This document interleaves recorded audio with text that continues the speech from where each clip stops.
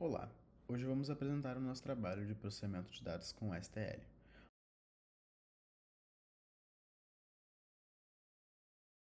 Nesse trabalho, nós escolhemos criar um banco de dados sobre obras de ficção científica utilizando a linguagem C++ e a biblioteca STL.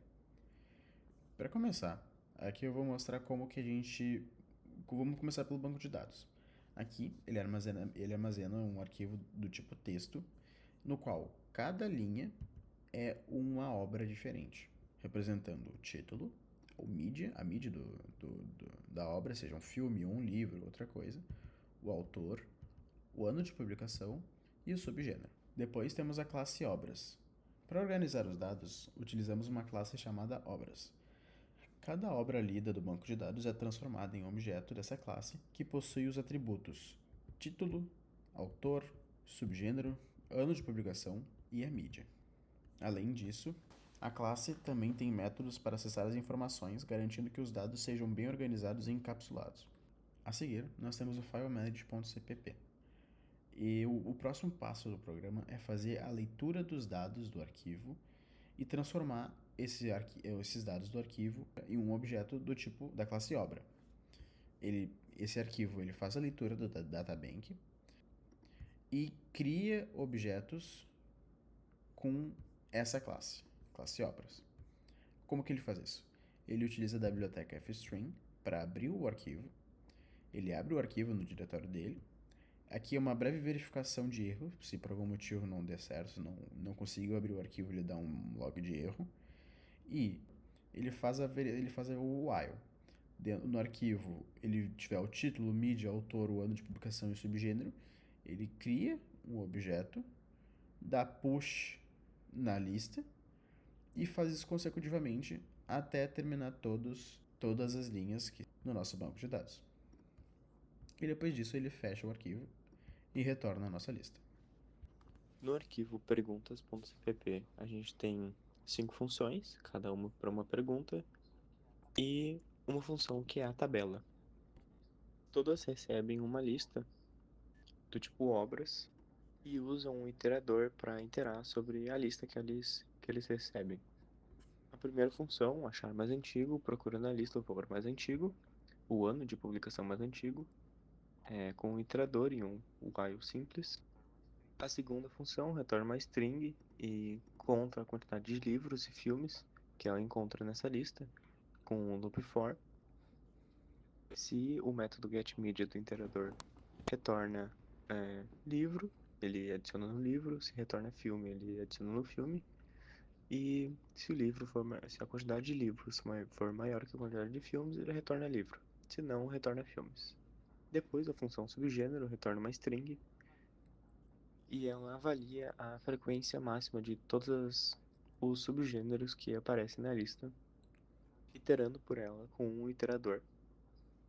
Depois, ele começa com um for, criando mais um iterador para essa nova lista chamada subgêneros, que armazena só os subgêneros e armazena o subgênero mais frequente.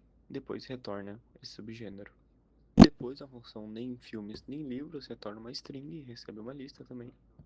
Ela itera pela lista com um iterador, que vai do começo até o fim da lista, e verifica se o método getMedia, se o tipo de mídia, não for nem filme nem livro.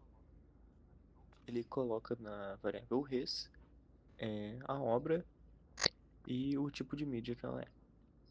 Depois ele faz uma verificação simples para teste se a variável res está vazia.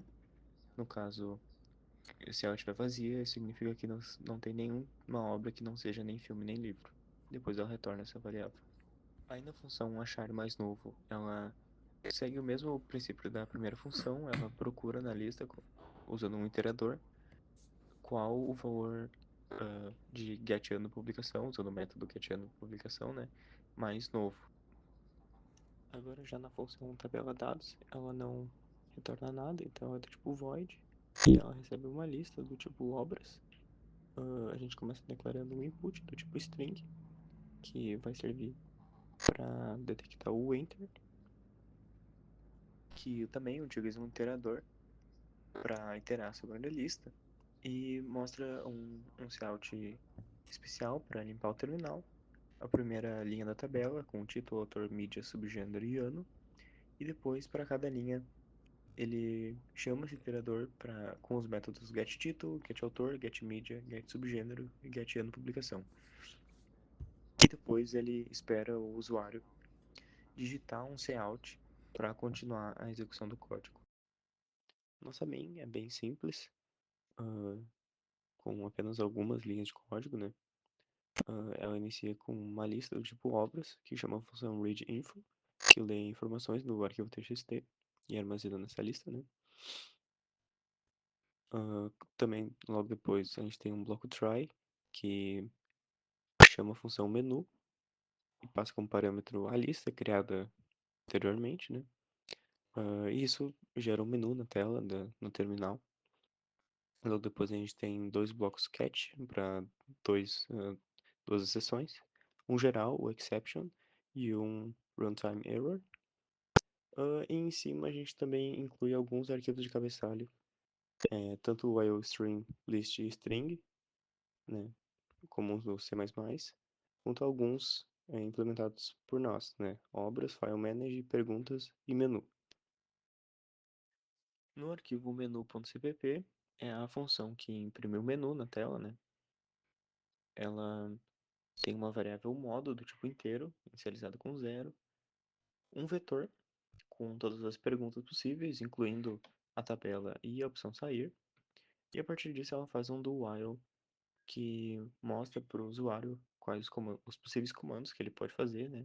Subir ou descer com um W ou com S, sempre pressionando Enter para enviar o comando, né? Ele também usa um cout específico para limpar o terminal. Depois disso ele avalia o modo e o, em qual pergunta o maior que a setinha deve ser mostrada, né?